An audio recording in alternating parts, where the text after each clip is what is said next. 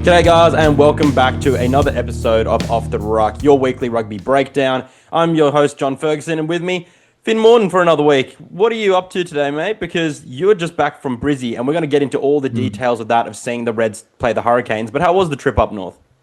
Man, it was good fun. It was good fun, wasn't it? The Suncorp crowd, I missed that. It was nice to go back home. That's where I grew up, and the game lived up to the hype as well. Obviously, so much at stake with that match in terms of top four, what that could mean in the playoffs. Of course, Wallaroos versus Canada as well. Maybe not the result we wanted living here in Australia, but great to be back home. Good few days, but good to be back in Sydney as well.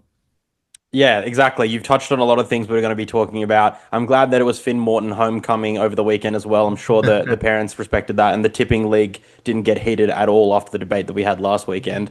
So we're going to get into that. We're going to get into a fair bit of signing news, and we're going to be talking about what Moana Pasifika's signing and recruiting process looks like. We're also going to be touching on the Saints versus the Bordeaux Championship Cup final, but specifically the referee who's going to be refereeing one of the Lions tests. And then we're also obviously going to get up into our tipping for the weekend ahead. The final round of Super Rugby regular season, it's going to be a clutch weekend. Every match matters, and we're about to get into it right now. So Finn, what do you reckon? We get straight into it?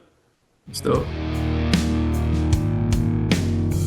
I think we have a tendency of the Super Rugby to, when we're reviewing the round, it's just been to try to go into a chronological review. But I just feel like we have to start at the biggest story of the weekend, which is actually, no, I know it's not the Reds. I know you're up in Queensland. It's not them. It's the absolute hammering that Moana Pasifika copped at the hands of the Chiefs. And I think from the elation from last week up into this week with the thumping, Chiefs are in a mood heading into finals, and it's terrifying. But also, Moana is not that team to lose like that because they haven't lost like that all year. So it really was a story of two teams being at completely different ends of their form spectrum, respectively. How did you see the game? Because it was difficult to watch, honestly. Yeah, well, correct me if I'm wrong, Fergo, but I think the Chiefs did something similar to Moana and Pukekohe earlier this season, except Moana in the second half of that match, they came back and made the scoreline a bit more respectable. But it's yeah, Moana, they went into this match effectively, win it, and I think basically in finals. That was effectively the equation. A lot on the line, especially after the high of last week, having beaten the Blues for the first time. But man, to say they were played off the park is almost an understatement, really. Fitting that Artie Savia scored their only try, but 85-7. Leroy Carter, Cortez Ratama, both crossing for hat tricks. Like it was an annihilation that you just don't see so much in the modern game now. Yeah, it was a grim scoreline. I had a lot of people texting me from all different types of group chats just saying what the hell happened to Moana. And I think this actually says a lot more about the Chiefs than it does about Moana. More, you can have an off night and they probably would have lost to another side because they didn't play great rugby. They probably would have lost by maybe 10, 15 points. But the Chiefs are just on a different level at the moment, heading into finals. It's what you want. And we'll get into the preview and the machinations of what it means for the finals and the rest of the rounds when we get into the preview of round 16, the final round of Super Rugby Pacific for the regular season. But we'll mosey on to the Crusaders Highlanders game. I'm going to be honest, didn't catch a whole lot of this game, but the parts that I did see was that the Highlanders defended extremely well. They had a pretty decent go at it in the first half. The scorelines were pretty even, and it wasn't until the Crusaders' quality won over in the end. But I just think that is a really weird and worrying sign for the Crusaders because it was a sold out derby, Southern Ireland, and they put out a performance. I think it was 15-12 in the end. It's not a great look for a side that's hoping to, finish well and potentially win the finals. I guess there's a way to tie the Moana Chiefs game to the Highlanders Crusaders fixture as well here, Fergo, and that's saying that, I mean, it's a greater fact in Super Rugby at the moment how different teams are tracking coming to the playoffs and finals football. I think I said to someone the other day, it looks like the Chiefs, the Crusaders, I should say, might have peaked a little bit, a few weeks ago, and they might have hit their stride a bit too early. Whereas the Chiefs, they seem to go through, I don't want to say a lull, but they were very good at the start of the season. Obviously, dropped a game to the Tars here in Sydney, but they've come very good since. And they look like clearly the title favourites right now. Whereas You go back a month, 6 weeks, it was a two-horse race between them and the Crusaders. It seems like the Crusaders have fallen off. The Highlanders, as for them, it's unfortunate that their season's about to come to an end because they have seemingly come good at the wrong time of the season. Mm. If they were playing this type of football earlier in the Super Rugby campaign, then they could very well be a top 16. You look at what they did to the Hurricanes last week in Wellington. If it wasn't for a Cam Roigard try in the last play, they would have won that match. And they came very close to stealing it in Christchurch as well. Cam Miller had a penalty attempt with time up on the clock, and he's normally pretty accurate off the bit, Fergo, but Mm. unfortunately he pushed it wide. But still, Highlanders playing good rugby, but the Crusaders, they found a way. And at the end of the day, that's in their DNA, and that's what it takes to win big games and win finals matches. Yeah, no, I agree. It is quality just winning over out in the end, and it is a real shame that Cam Miller, who I actually defamed earlier in a You couple of did, pods you ago, did. because I thought we were talking about Brett Cameron, who's actually 28, which is my age, and I was like, he does not look 22. But Cam Miller, if you're watching, which I know obviously you are, I apologize. You're a spring chicken, looking great, looking young. But on that missed penalty, that would have taken them to a super time Super point. period. Yeah, super Don't we point, love super that? time. Yeah, Mm, and that would have been the second one for the weekend, or the first one rather, but two for the weekend. mm. So You that would have set the been really tone. significant, and it's a tough lesson to learn for a young guy, right there to kick for goal in that moment. So big ups to him. But I think the Highlanders, as you say, they're on minus 73 point differential, and they are doing better than the Fijian Drua, Western Force, the Waratahs, and Moana Pasifika for point difference. So and they're at the bottom of the table. So it's Mm. are they the best bottom dwellers of Super Rugby? Like you know what I mean? Like it's just it's I harsh think, numbers to look at. Like because they had games against the Hurricanes and other teams that they only lost by a small margin, and so it's those moments which I guess actually matter on such a tight and even Super Rugby Pacific yeah. ladder. Even, it was about a month or so ago now, they lost to Moana in Dunedin, and that was another thriller. But again, I'll come back to my point. I think the Highlanders have come good at the wrong time of the year. If they'd done this earlier in their campaign where Jamie Joseph had got this team humming the way he wanted them to, then maybe they could be a top six team. But unfortunately, if you call the Deep South home, you're going to have to wait till next season to watch your team play finals. Yep, and hang in there because, as we know, anything can happen in this competition because the teams and the competition and the jeopardy is all there. So stick tight with your team, don't go anywhere, fill the zoo up, and you'll be right. Then we'll go into the big, I think possibly the game of the weekend, actually. I think it is actually the game of the weekend, the Reds versus the Hurricanes. What an absolute thriller it was. Some really strong performances. Welcome back to Harry Wilson. Was so happy to see him play Mm. well. Michael Atkinson from Stan Sports tweeted out after or during the game that he is undisputed the Wallabies number 8. Like no one can take that from him. I have a slightly different take on his performance, but it was a very great performance.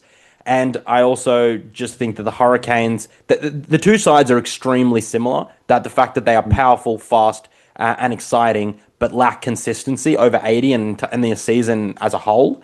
And obviously, the Reds have a huge casualty ward. They finally kicked a goal. Their first penalty kicks, and they ticked two of them, and they took 6 points away from it. And they would have been crucial had it not been for them falling asleep at the wheel just before halftime, allowing those two tries in 6 minutes ahead of halftime, which proved fatal for them, actually. But I do think that the Hurricanes just had that top end finishing quality where like Finia Ganofo and the likes of Ruben Love were extremely impressive at 10, still remaining to be great. It just, along with Cam Roigard, it just proved that they had a little bit too much quality. And the scrum was also under a little bit of pressure for the Reds. So overall, I think the Hurricanes actually had the wood over them. But how did it look? Sideline and from the media box. And I hope the media box is better than the one they have in Canberra. Yeah, it's inside. Did you just say that Ruben Love hasn't been great this season? He has been great. Oh, okay. I thought you said he hasn't been. In which Yeah, case, that mate, was bro, gonna you're about to we were come gonna for go me. off on a You're about to tangent go. You're about to have because me. there was comments last week from Grant Fox, legendary All Black First Five, 1987 World Cup winner, on the good, the bad, the rugby. I think it was. Hope it was. Hope I'm citing the right podcast, where he compared Ruben to a young Beauden Barrett, saying that when Beauden came into the All Blacks, we knew his ceiling was he started here, but his ceiling was way up here type thing. And he said that Ruben's the closest thing the All Blacks have had to Beauden in that regard. So that's pretty high praise because Beauden Barrett, not too bad in an All Blacks jersey. I think he'll go down as a great. I think he's done just enough. But yeah, this game, electric. I think the atmosphere at the Cauldron. Again, good to be back. I haven't been back in Brisbane in 10 months, so it's nice to be back home. And um, what that match could have meant, it was fourth versus fifth. Fourth place team could potentially get a second chance in the playoffs. Of course, there is a lucky loser in Super Rugby this season where the highest ranked loser will progress. So in theory, if the top three teams all win their qualifying finals at home, then that fourth place team will get a second chance. And it seems like that will be the Hurricanes now. Of course, they've got a challenge this week back at home against Ardie Zavia's Moana Pasifika. Ardie's first game back in the capital since switching sides. But this game, Battle of the Nines, that was something I highlighted on TikTok this week. And man, Cam Roigard scored one, and then Tate McDermott had to outdo him by scoring two. And those two, test preview, call it what you like. Roigard is so obviously the front runner to start for the All Blacks in that number 9 jersey. I mean, I guess there's a chance that Cortez Rasma could start with Roigard coming off the bench just in terms of impact, but I do think that's very unlikely, especially with Cortez playing a lot of replacement football for the Chiefs this season. But McDermott, Fergo, his form, you can't deny it, has been sensational.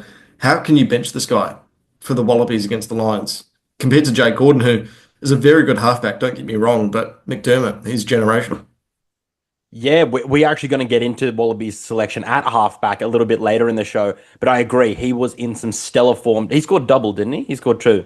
He scored two. He scored two. Yeah. Yeah, He extremely impressive. Sorry? he leads by example, and I think that's the biggest thing. But we'll get into that chat in a bit. But it was just generally start to finish a tense game. Again, I don't have a team. I don't have an allegiance, and I'll make that clear. But if I were a Hurricanes fan, I'd say I would have been pretty nervous during that game, and same if I was a Reds fan. So what a game. Yeah, tough one, that one for you, and for no particular reason. I think on the Harry Wilson thing that I mentioned in the lead up to the chat that you just put out, I just think he stayed on too long because it was his first game back, and he started. There was a couple of penalties that slipped in that he conceded. There was some fewer, like there were less dominant tackles because he made a couple of dominant tackles. It was really good defensive performance, which is sometimes that he's criticized for actually, that he doesn't make enough dominant contact in defense. He doesn't miss them, he just doesn't nail blokes for a big guy. But he did really well. But I just think that they could have put John Bryan on for Joe Bryle, and then Joe Bryle could have shifted to 8, and then Harry Wilson would have come off. So it just felt like they were hanging on to him too much. Well, actually, sorry, just on something you just mentioned now, I do think Harry Wilson for starters. I don't think there's any doubt about him starting for the Wallabies. He's the skipper. It would be stupid to make a change so close to a Lions series with your captain, with your back row, especially when Wilson was nominated for the John Eales medal last year. But a man you just mentioned, Joe Bryle, damn, that try he scored, outrageous. Mm, If we're talking Wallabies bolters at mm. 6, put him in there. Seriously, with guys like Langy Gleeson, Rob Leota both heading overseas. Of course, Pete Sami's coming back. We'll get onto that in a second. But Bolter, if we're talking about bolters, whether it's Fiji, the TRC, or the Autumn Nation series, seriously, get him in there. He's one to watch. That's for sure. Yeah. No, I agree 100%. I'm thinking for TRC. I'm you know that I've hyped up Nick Champion to Krepney a lot on the pod, and I do think that he's quite impressive as a brawler, and I haven't seen someone as tough as him on both sides of the ball for a while. And as aggressive, but he's leaking too many penalties at the moment, and I think that's something where Joe Bryle isn't necessarily doing as many, but nonetheless he is conceding a fair few penalties. So I think both of them, TRC, and maybe let Schmidt get past the Lions and the Fiji tests for the build up, and then I think it's going to be a really exciting squad for the TRC. I think again he blooded 19 debutants last year. There is no reason he's not going to go back to the well for debutants after the British and Irish Lions tour. So I'm super excited. I think the Wallabies, I could be wrong here, but there's something like 10 caps short of Wallaby number 1000. Mm, So will we get that in 2025?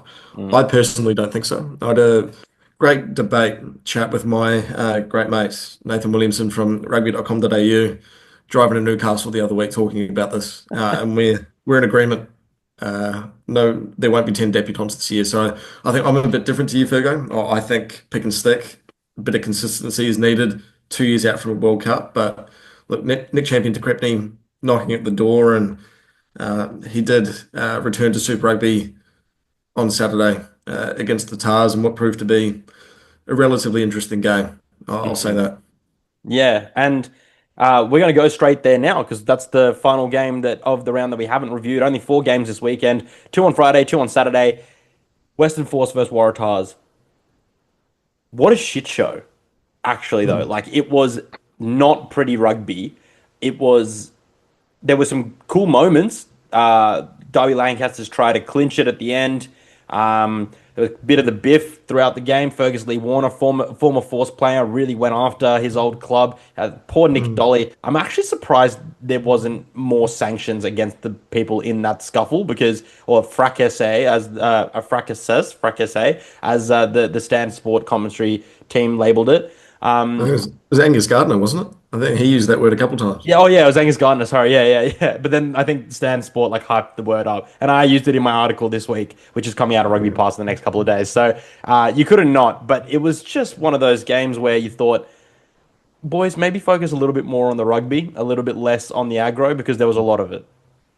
Yeah, I think there were a few moments which, we don't like to see. Even I think it goes a little bit unnoticed in the grand scheme of the game when you, like you mentioned, Fergo, that tried at Derby Lancaster, it went to Super Point, that on its own has the makings of a classic. And it was very tense, to be Mm. fair. I will say that. Taniela Tupou, a sliding tackle, I think you'd get a red card in football with a sliding tackle like that. It was studs up and reckless.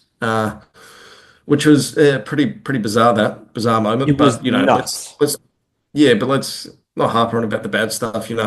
Lancaster's try, was it a try? Was it a knock on? Conversation for another day. I'll let the people in the comments section debate that one. But the Tars winning it with the final play of the game in Super Point with a somersault finish from Lancaster, which was reminiscent of the one he scored against the Crusaders in Sydney.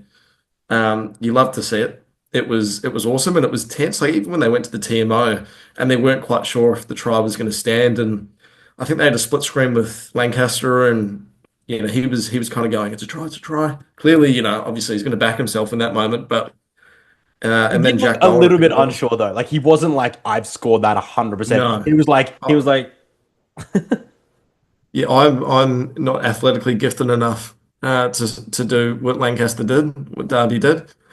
So I can't relate to what it's like to actually try and score a try in that moment of athletic brilliance. But look, he scored the try. It'll go down in history as a try. And for the Tars, their first win technically away from home this season. I mean, it wasn't a win in regulation, but it's a win nonetheless. And yep, of course, we'll get into it a bit later, Fergo. But what this means for the playoffs, there's still a chance. The yep. Tars, they're, I think, in control of their own destiny. I mean, aside from if Moana beat the Hurricanes, then they're not, I think. But if the Tars can beat the Blues at Auckland's Eden Park, menacing challenge for any Australian rugby player. If they can do that, then finals football, here we Mm. come. No, absolutely. I think two big points that I want to touch on there is one, how did I not start with elating and highlighting the Waratahs winning their first game away from home?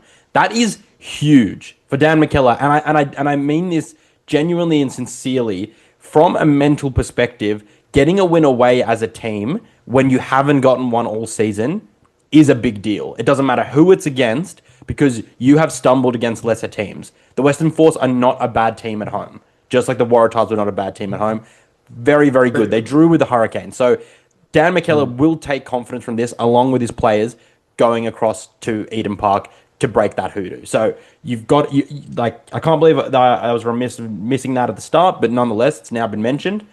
The second point, the Derby Lancaster try is something that I think people need to hype up more because the amount of hype that the NRL put around the Storm's winger Xavier Coates against the Yeah, Warriors Xavier last year. Coates scoring a try against the Warriors, I believe it was, in the corner. Yeah, no, at Amy That was Park. almost identical. And Derby got almost like nothing on that ball to score it.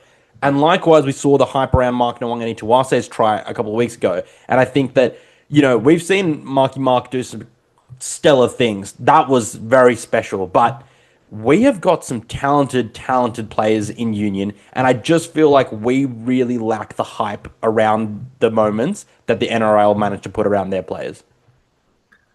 It's different. It's different. I think Stan and Super Rugby on their respective social media channels did put out the clip of Derby's try, and I'm sure the Tars did too. I haven't checked their pages, but um, it's sing about it, Tars fans. This is a huge moment. It was, and like I said, what it means in the context of their season, in the context of that match, it was huge. I mean, the Force had two penalty goals to win it before that. Jack Bowen missed the kick himself. There was so much drama, but Force Mr. I Kick do just want to himself. take. Yeah, but before we move on from this game, I will say very yeah, the Force. It was a game of two halves. I mean, in regulation, they scored 17 points, I believe, in the first term. Didn't score a single point in the second. Really concerning, I think. Like they just lost their way completely, and they had chances. The Waratahs' discipline was a concern early on in the second half. 10-0 Tupou with that sliding tackle amongst all that. And they had a few lineouts about 5 metres out from the Tars try line and they couldn't make the most of it. The Mm. game would have changed completely if they had scored that, but they couldn't. And, at the end of the day, I think the better team won. But it was kind of, yeah, the force should have been better. Mm. And one more point on this game, because so much has come out of it, I forgot. Carlo Tizzano becomes the record holder for a forward in the amount of tries scored in a single season with 13. He overtakes Hoskins Satutu, which set the record last year, which he still didn't garner a All Blacks berth. That was a real shame. But nonetheless, he is immense, isn't he? Everyone like Sean Maloney in commentary was like, "Nah, no way, didn't score that. What are you doing, Carlo?" And then he had to backtrack because he did score the try. And you know what? Carlo did the little pulse check that Henry Pollock did. A lot of people missed it, but nonetheless, he did that, which goes to see how big Pollock is on the world stage already at the age of 20. And he's coming down under in just a couple of weeks' time. But Carlo Tizzano, quick word on him. He is stellar, and his carrying ability on the weekend still lacking in the pilfering department and the pressure that he puts on the breakdown. Where I think Fraser McWright still has a big wood over him, which he proved on Friday night. But Carlo Tizzano, what an immense player for the Force and in the carry at the moment. An incredibly hard worker, Carlo. Behind the scenes, I mean, I guess you can see that in his vlogs if you want to go watch them. But for him to return from injury to fight his way back, he gave it everything, and it's paid off. This whole season, the last 12 months, has paid off for Carlo. He went from being a guy who was called into the Wallabies during the TRC when Fraser was ruled out for those four matches to now being ahead of the Lions series, an automatic selection in that squad. Not an automatic selection in the 23, certainly not the 15. Mm. Uh, I mean, I think we'll see him on the bench. I think the Wallabies will go with the 6-2 split, but this guy, seriously, he continues to work his ass off and it's paying off. And I think he really can go on to become a really world-class open side flanker if he's not there already. I mean, his tackle numbers are really underrated. They're I insane. think he made more than 30 tackles, more than Dalton Papali'i last year, who Mm. was second on the tackles completed count. So Mm. Carlo was first, despite the Force not playing finals. And then he's been sensational again this year. He's scoring tries. His breakdown work probably needs a bit more, but Yep. you can't fault this guy too much. Agreed. Um, and we are going to head on to some new news now. We're going to go into the talking points for the general news segment. So we're just going to head into straight into that right now. So starting off the talking points this weekend, for the weekend rather, or like, this segment is a bit of a sensitive topic, I think, for a lot of people, which is the purpose or the aim behind Moana Pasifika in the Super Rugby Pacific. Because news in the past week that Kyren Taumoefolau, the explosive, quick, exciting winger from Moana, is signing with the Chiefs for 2026. And a lot of people in the comments have been really happy for him and said, go Kyron, do the best thing that you can. Chiefs in 2026. All Blacks 2027, and then so implying that he's going to be signing for the All Blacks, or Mhm. that's what he's going to be going to do. And then a lot of people are asking, what's the point of Moana Pasifika if they just keep feeding into the All Blacks and New Zealand's ecosystem? And my personal take on this is that this is one of those moments when not politics, but sociology and psychology comes into the sphere of sport, and it's quite important for people to understand. And I'm not going to give a definitive answer on what's wrong or right. I'm just going to give you a take that and a all-encompassing take on what people should really consider. So, number one, it's a job. So he's doing what he thinks is best for his career as an individual. And he might get more money, he might get a higher profile, which in turn feeds into more money. And that's what a lot of people base their employment decisions on money and status and those kind of things. So he's just making an employment shift. I think the second thing is that sometimes when you're from a Pacifica background, you've got a lot of family responsibilities and you actually have a lot of responsibilities on your shoulders. And so more money may help that situation out. So that's another thing. I'm not saying that's the case for Kyren. I'm just saying that this might be a reason why Pacifica players decide to move to a New Zealand conference or overseas into France or England or whatever, and or Japan, and they make better money so that they can support a family network. And then I think third of all, you want to be the best. And if it means that playing for Moana Pacifica and you they're encouraging you to go and sign for Tonga or Samoa or Fiji as your national representation, you're not going to get as many tests a year. Definitely not as many high quality against tier one nation teams, and you're not going to be able to get that exposure to the best of the best, and nor are you going to be able to be mingling with the best of the best. And so this is also a decision to be able to be made about, where are the Samoan and Tongan rugby ecosystems to say, hey, I know that we don't have the cash right now or the profile, but here's our plan to give you a high performance environment and to be able to elevate this. And these are the plans of what we're hoping for in the future and to be able to lay out a plan. So I think those unions, although I'm not wanting to punch down on unions that have a tough situation fiscally and don't have a lot of money, nonetheless, you have to find different ways to coax players into those environments, and I just don't think those levers are there, unfortunately. But yeah, Finn, am I being a bit rough on some edges, or what do you think of the situation? No, I think the most important thing, when I saw this on our little run sheet about, Kyren and, his potential reported move to the Chiefs and what that means, obviously there's two minds of you want Moana and Tongan rugby to thrive on its own, Samoan rugby, of course, as well, but that doesn't relate to Kyren specifically.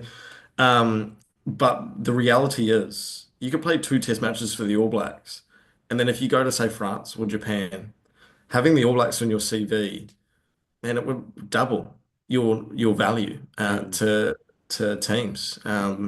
You've seen that with players who go overseas. Lester Fainga'anuku when he went to Toulon, like he's probably a marquee recruit, and I can't imagine he's played anything more than 15 Test matches for the All Blacks. It's such a game changer playing for the All Blacks, not just mm, professionally but personally. mm, What it can do to set you up long term. Um, and even if he does go to the Chiefs, keep in mind it doesn't technically mean that he's lost a Tongan rugby or that he's definitely going to play for the All Blacks. mm. Yeah, I mean, he's a very good winger, but keep in mind the All Blacks, their wing options at the moment are unreal. And how Stacked does he fit into so that deep. picture when you've got guys like I mentioned him earlier, Leroy Carter, former All Black Sevens player, Mm, definitely one of the world's best Sevens players during his time in the black jersey. He's knocking at the door now, scoring a hat trick against Moana last mm. weekend. Kenny Naholo injured, but he was there or thereabouts. Caleb Tangatoa. These are all debutants. And Moana was played two Test matches for the All Blacks, and you'd think if he doesn't start for the All Blacks this year, I'll be very surprised. He's just unreal. Really? Yeah, I think he's fantastic. Absolutely incredible. Caleb Clark, Sevu Reece has really hit some really good form. Mm. Obviously becoming the all-time top try scorer in Super Rugby history with a Yeah. five-pointer last weekend against the Highlanders. But how does Kyren fit into that picture? Don't know.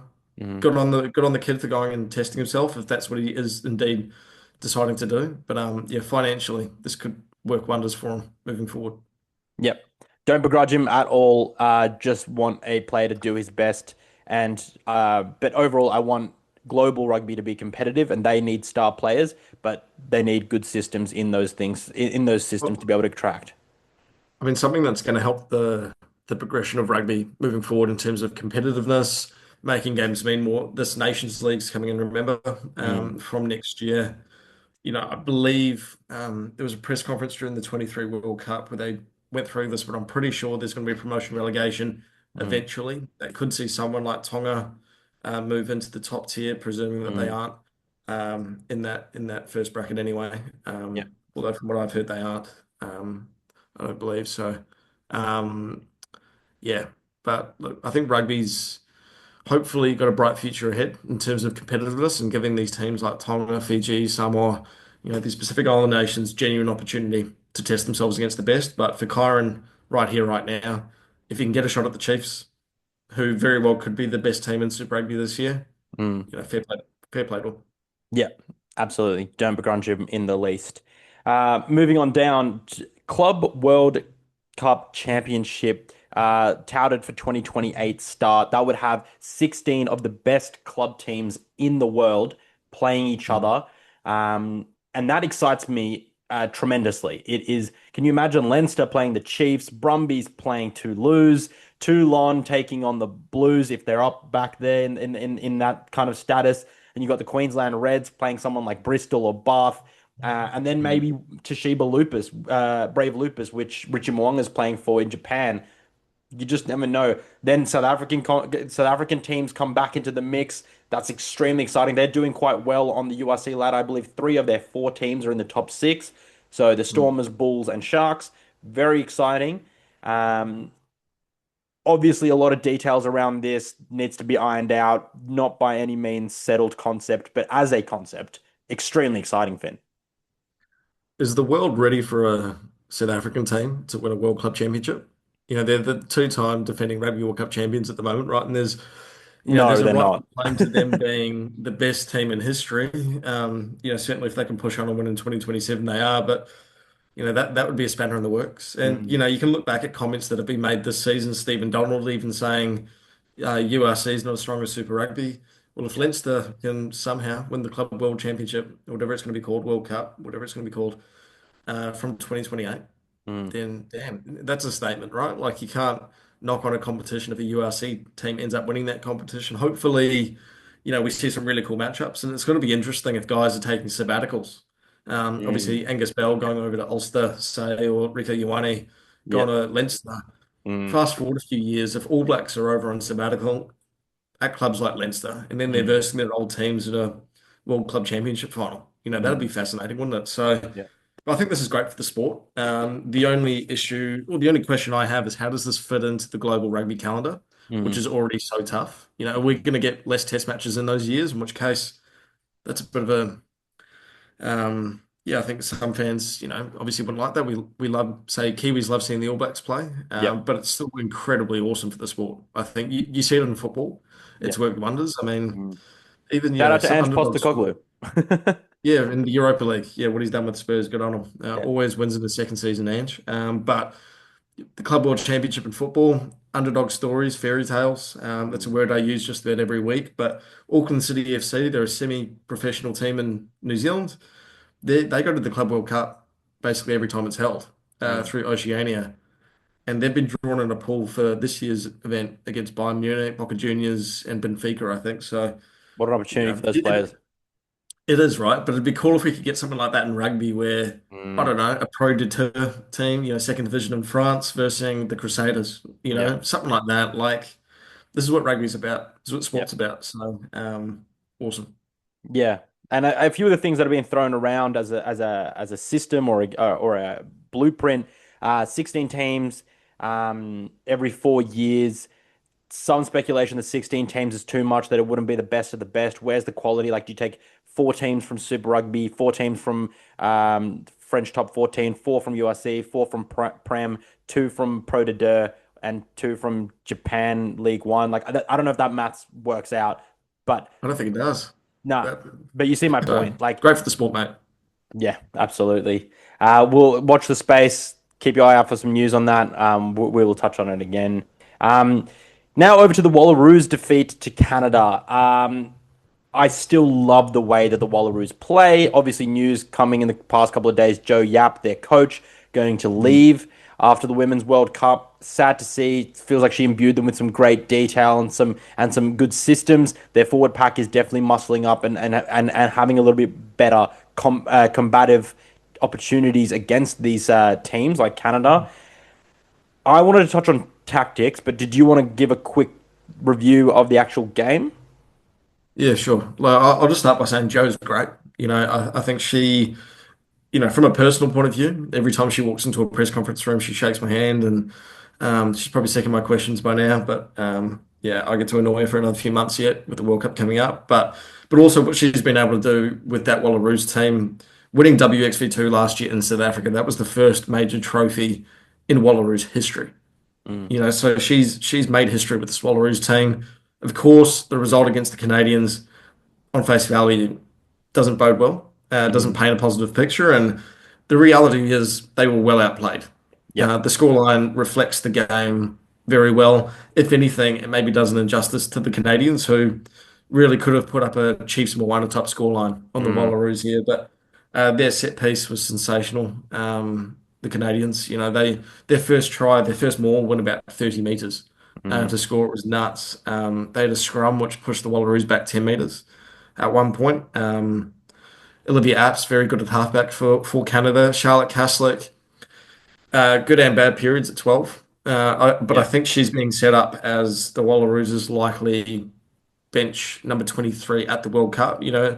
I asked Joe about the injury latest on Maya Stewart and Bienne Mm, Tarita, and they're both expected to be back at the end of June, early July. So that's great news. um, great news for the Wallaroos.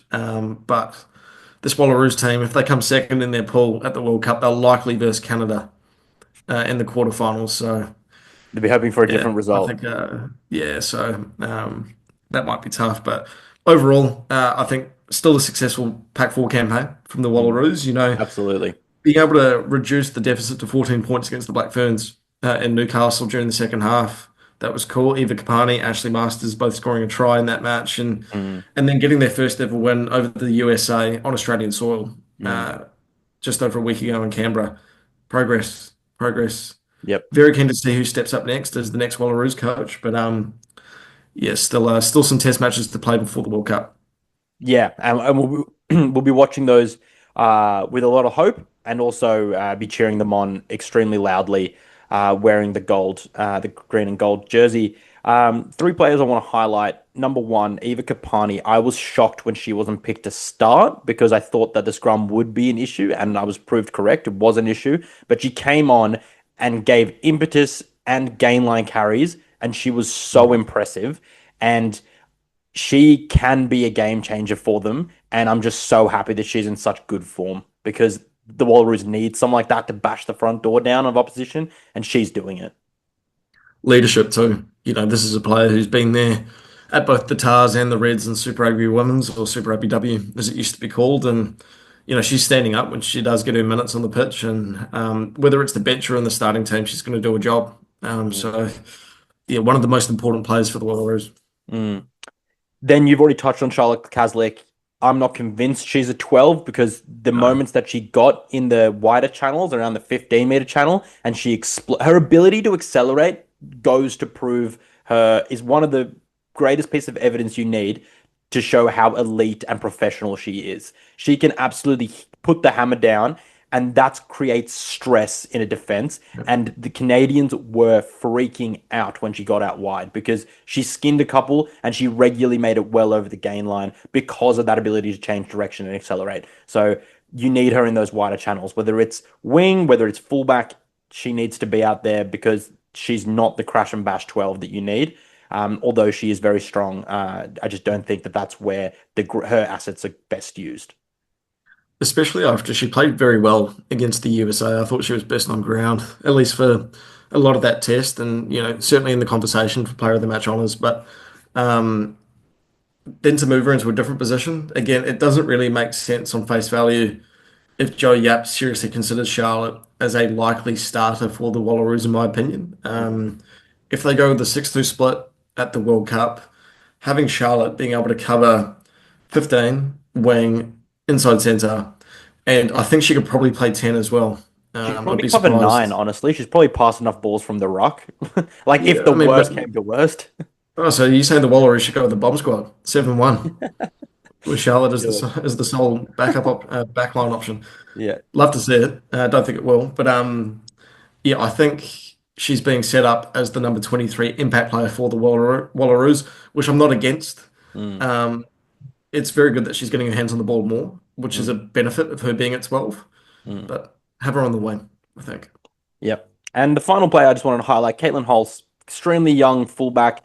She's quite a tall player, and that's great. I also think that she's quite impressive in the sense that she really takes the ball to the line. She's not scared to do so. But also, the main thing that I wanted to ask, or not ask, but talk to about her is that um, she was often very she has a lot of responsibility on her shoulders. And when she had that responsibility, she had to kick out for line and penalties, and they weren't carving off a whole amount of um, they weren't carving a lot of distance off from their penalties. And I just think that if you're going to kick a penalty and you're getting 10 to 15 meters off the kick, you're probably better off just to tap the ball and to try to set a pattern around that. And I don't know if that's just because she was exhausted because I saw her hoof the ball in other aspects, or maybe she just doesn't trust the skill set yet. But I'm just a little bit unsure whether you should kick for the line if you're in the center of the park if you don't feel like you can carve off between 20 to 30 meters because you're not gaining much of an advantage and you're putting that ball back into a contest when you're not fully trusting your line out capability. It's a fair point. What's the benefit of going to touch if, as you mentioned, Figo, like the line out wasn't working? I think their first three line outs for the Wallaroos earlier in the test, Canada picked all of them off. So, their set piece wasn't exactly working wonders. That said, I thought Caitlin was brilliant at 15. I thought she was the best for the Wallaroos on the night. She did go off for a brief period for a HIA, but other than that, she was covering a lot of ground at Mm. 15, stepping up as you mentioned, kicking for touch, exit plays. She's quick, and I thought she was solid on defense as well. So, yeah, while it wasn't a great performance overall from the Wallaroos, I thought Caitlin was a standout. Yep. No, she played very well, and she's so young, so she's got a lot of rugby yet to play. Extremely impressive. So big ups on Caitlin. Quick point I just want to make on the Bordeaux-Bielle win in the Champions Cup over the Northampton Saints. Great game. Go back and watch it if you can, whatever medium you need to.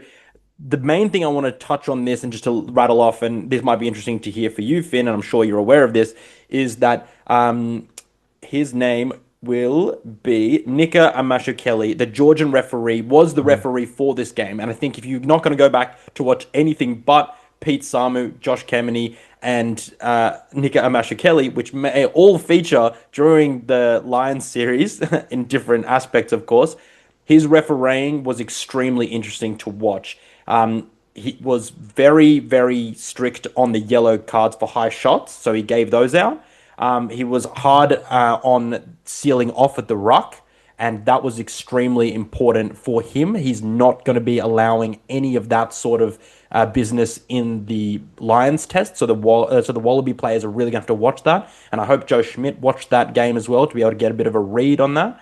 And then also, there was an incident where there was a player which accidentally hit the ball down, and they garnered no yellow card sanction in a tackle, which was in a try scoring opportunity for the Northampton Saints. And he let that go because he said he was in the tackle. All these little things, which could be things that the Lions test hang on, really interesting to watch. And I implore the people of the pod to go and back and watch that game specifically to watch the refereeing decisions because we may get a preview of what Nico Mashikeli will do, the Georgian referee, in that third and final test in Sydney because that's the one that he's in charge of. He is one of the world's best refs, and I think that's important to note. I mean, you don't ref a Champions Cup final if you're not, one of the best of the best. I will point out though, and this is probably what's shocked me the most last year. I think he refed. I think it was officiated. I think he officiated All Blacks versus Argentina in Wellington. I want to say, or it could have been an All Blacks versus England Test. Whatever. That's not important. But at the time last year, last July, whatever it was, he was 29 as an on-field referee, which is crazy. He's only 30 years old now. He'd be Mm, younger than a lot of those players on that pitch, or at least absolutely. some of them, right? Like it's pretty nuts to get to that level of refereeing so young. Mm, He's a good ref. And I think, when you look at candidates to ref that third test between the Wallabies and the Lions, a test that I personally believe could very well be a decider. I yep. think he's the right option. I agree. Yeah, nah, super. And again, so stoked for a referee that's so young and so talented. We just need to applaud the referees more because they often garner a lot of negative attention. And he did garner a lot of negative attention for this game, but that's not what we're going to talk about. We're just going to say that it's an interesting aspect for the Lions Mm. test coming up to be able to look at the referees and their tendencies because they're human and they have tendencies. So it's just interesting to look at from that perspective. The third and final, the final point of the talking points for this weekend, the general news. I want to talk to you about halfback selection. We alluded to it at the start of the podcast, and you made very clear that Take McDermott is your choice. I Mm. wrote about it in my Rugby Pass article this week. I think Nick White made a statement performance on the weekend, and it may have gone unnoticed by a lot of people, but the width, speed, and accuracy that he gets on his pass is very similar to the way that Jameson Gibson Park gives Leinster and Ireland impetus in their attack. His ability to pick out a runner, he makes a pod of three forwards, three deadly options because he can hit them flat, fast, and wide, cutting out a lot of defenders. And I still think that that is the reason that he is not going to get leapfrogged by the likes of Ryan Lonergan for the Lions tests. And I don't think that he's necessarily out of the starting equation. And I think that it very much is status quo, contrary to your opinion, that Jake Gordon and Nick White will start tests and Tate McDermott will finish because I am still skeptical of the overall skill set of him. Because on the weekend, a lot of his box kick exits, he was visibly frustrated with.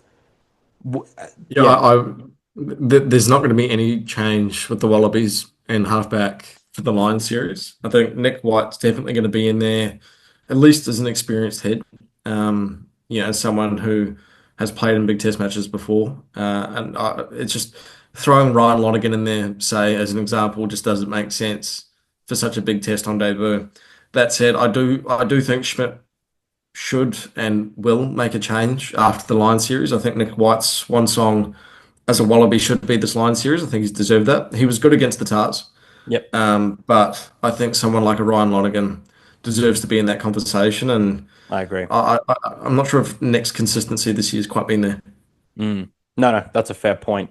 Um, And also, I think another thing to consider is just the combination of what tens have combinations with which nines. And I Mm. think that obviously we don't know what the squad's going to be yet. The squad for the Fiji tests is going to be announced the week after the last Australian side is knocked out of Super Rugby Pacific. So we don't have a definite time as of yet, but that's really exciting. So keep your eye on that. But again, combinations are important, and someone like Noel Olesio, he's actually played with all three halfbacks a lot. Ben Donaldson's Yeah. played with Nick White and Jake Gordon and Tate McDermott, but nonetheless, it's not necessarily a James O'Connor's played with James O'Connor would have played with Nick White. He would have yep, played with um, and Tate. He would have played with Tate as well. And Tate would have played with O'Connor and Tom Liner. So yep. So it's all watch this space very much in the future. But let's head on down to the preview of round 15. Oh, sorry, round 16, the final round of Super Rugby Pacific. Let's get into it. I'm hype. Let's go. So the final game, the first game of the final round of the regular season of Super Rugby Pacific is the Chiefs playing the Highlanders down in the deep south, I believe. It is in Dunedin. And I can only see this going one way, and the Chiefs will want to win this because despite currently having a lead, they could actually cede top position because if I'm not mistaken, they're only 3 points clear of the Brumbies, and if the Brumbies somehow manage to get a bonus point win, even a bonus point loss for the Chiefs would mean that they would cede first position. So it actually matters, despite the table being the way it is. Yeah, I mean, the Crusaders play the Brumbies not to get to that fixture too soon, but whoever wins that, if the Chiefs lose, would take top spot. So plenty on the line. Highlanders, unfortunately, they've had a couple of weeks of near misses in terms of wins, and I don't think this is a similar story. I think the Chiefs, they showed against Moana that they can win emphatically. Mhm. And I'd be surprised if it's not the same story down at Forsyth Bar. Yep. No, I think Chiefs by plenty, unfortunately. Not sure, don't know if a bonus point is in the ticket. I think the Highlanders hang tough, particularly down south. So maybe, yeah, not a bonus point win, but a win Mm. for the Chiefs nonetheless, and a strong win. But I don't necessarily know if it'll blow out. Yeah, Also, just saying that the yeah, Fijian no, draw I and the agree. Highlanders are, Again, sorry. oh, I was Um, just going to say, yeah, it's they've come good the Highlanders, and they're a better team than what they were. But mm, the Chiefs, they're a different beast. So yeah, it should be a cracker.